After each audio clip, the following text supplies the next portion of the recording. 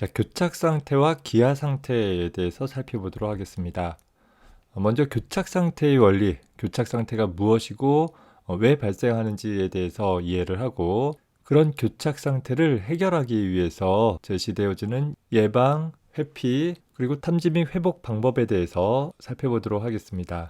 더불어서 기아 상태 해결을 위한 식사하는 철학자 문제에 대해서도 간단하게 살펴보도록 하겠습니다. 먼저 이번 영상에서는 교착 상태에 대해서 다뤄보도록 하겠습니다.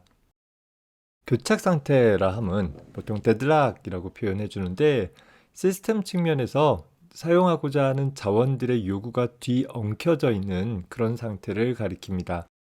우리 실생활에서도 교차로에 차들이 꼬리에 꼬리를 물고 꽉 밀려 막혀 있는 상황을 교착 상태가 발생했다라고 표현해 볼 수 있는데, 하나의 시스템 내에 있는 프로세스들이 어떤 작업들을 진행해 나가기 위해서 그 시스템에 존재하는 다른 프로세스에 의해 좌우되어질 수 있는, 즉 내가 하고자 하는 일을 스스로 해 나갈 수 있는 것이 아니라, 내가 일을 더 진행해 나가기 위해서는 다른 프로세스가 어떤 처리를 해 주어야지만 일을 진척해 줄 수 있는, 그러다 보니 그런 다른 프로세스의 처리를 완료해 주기를 무한히 기다리는 그런 상황이 서로 맞물려 있는 경우 우리는 교착 상태가 발생했다라고 표현할 수 있습니다. 예를 들어서 우리가 어느 상점에 들어가려고 하는데, 그 상점에서 내가 들어가려고 하는 순간 상점 안에 있는 다른 손님이 나오려고 했을 때, 나는 양보하기 위해서 먼저 나오세요 라고 요청을 했는데, 그 상대방 손님 역시 먼저 양보하는 마음으로 먼저 들어오세요 라고 요청을 할 수 있다라는 거예요.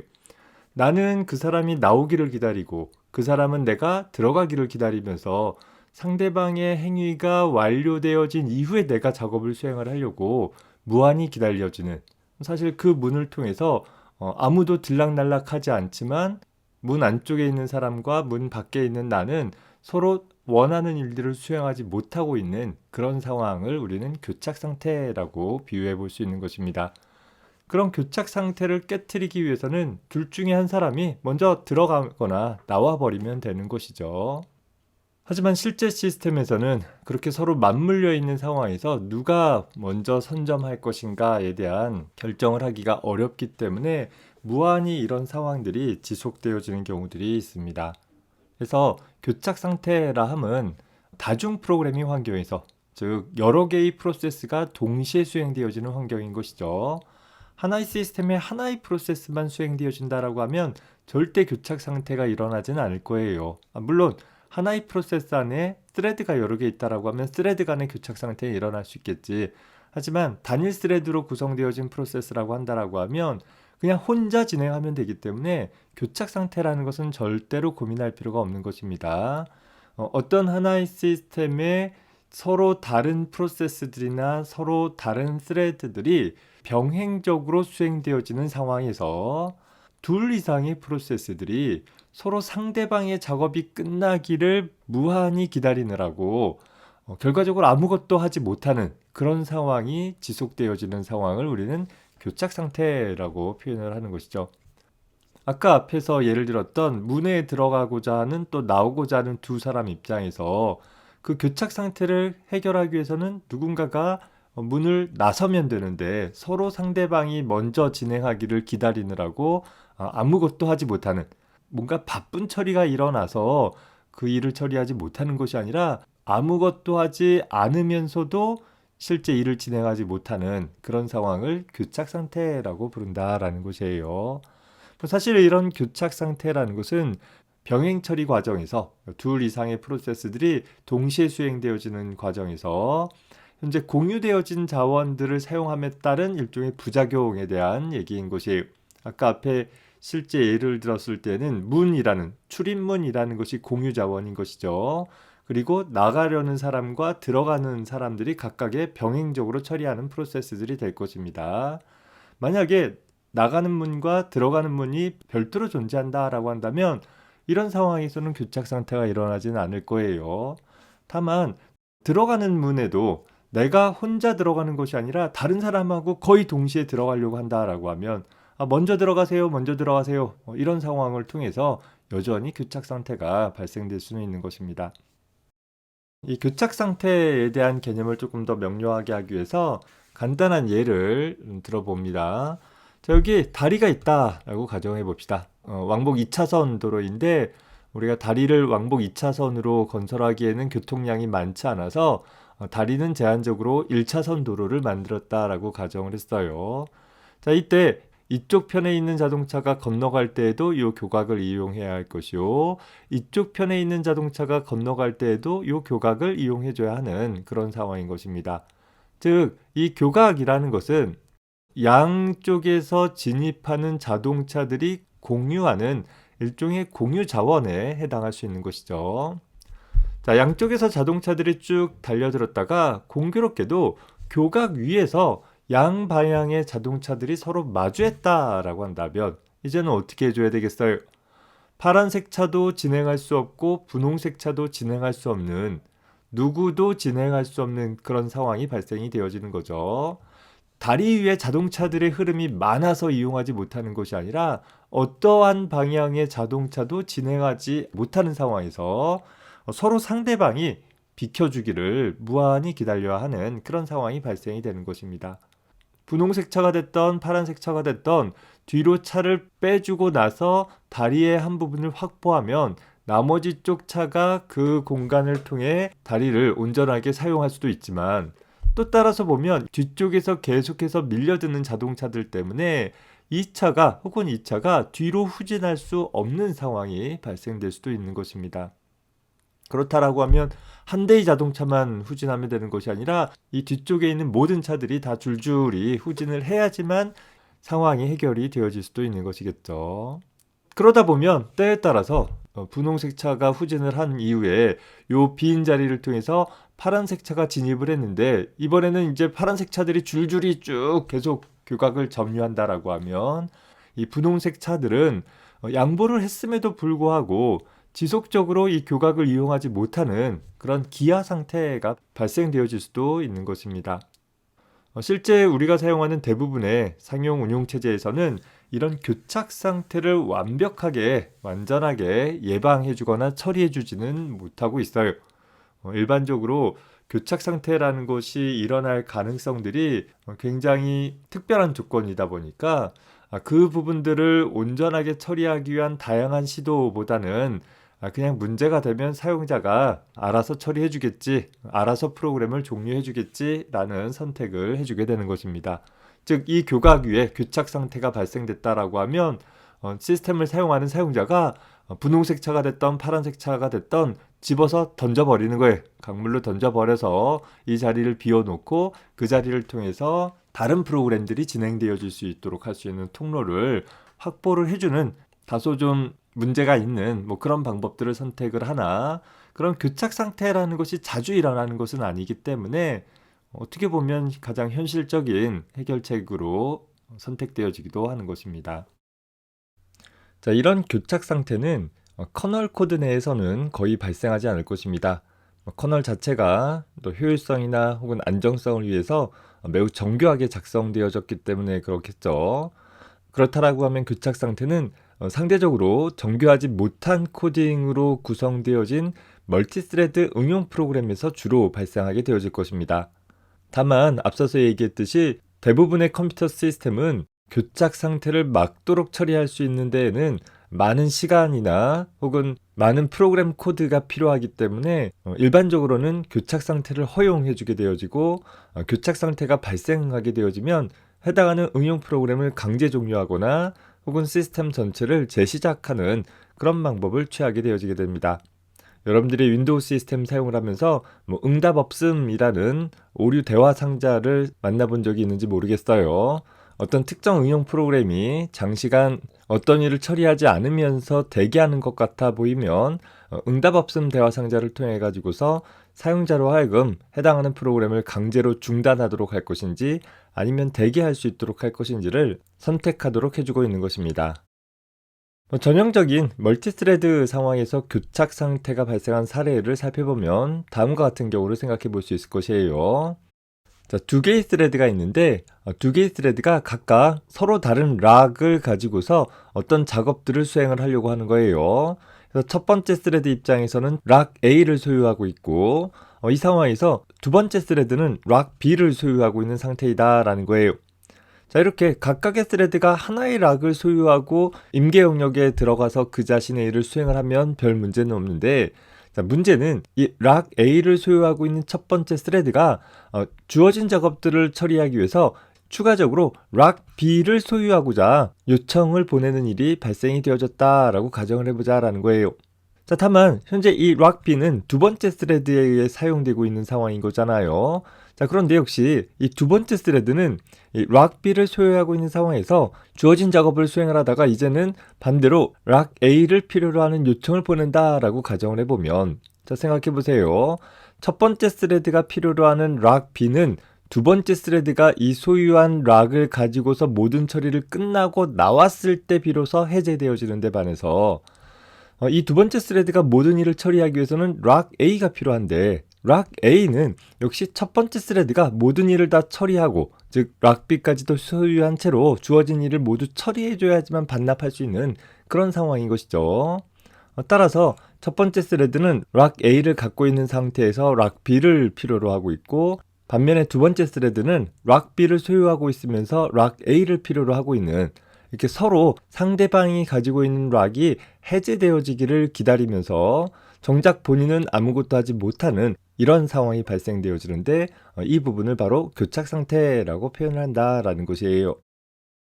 탐구 7-1의 코드를 좀 살펴보도록 해봅시다. 자, 이 프로그램은 의도적으로 앞서서 본 것과 같은 교착 상태가 발생되어질 수 있도록 구성을 해본 거예요. 이런 프로그램은 잘못된 프로그램으로 이렇게 처리하면 안 되겠죠. 다만 의도적으로 교착 상태를 만들어냈고 그 결과 프로그램이 무한 대기하고 있는, 어떠한 일도 처리하지 못하면서 그저 대기하고 있는 그런 상황을 한번 연출해보자 라는 것입니다. 자, 코드를 살펴보면 우리 앞선 예제와 마찬가지로 두 개의 작업 스레드를 만들도록 했어요.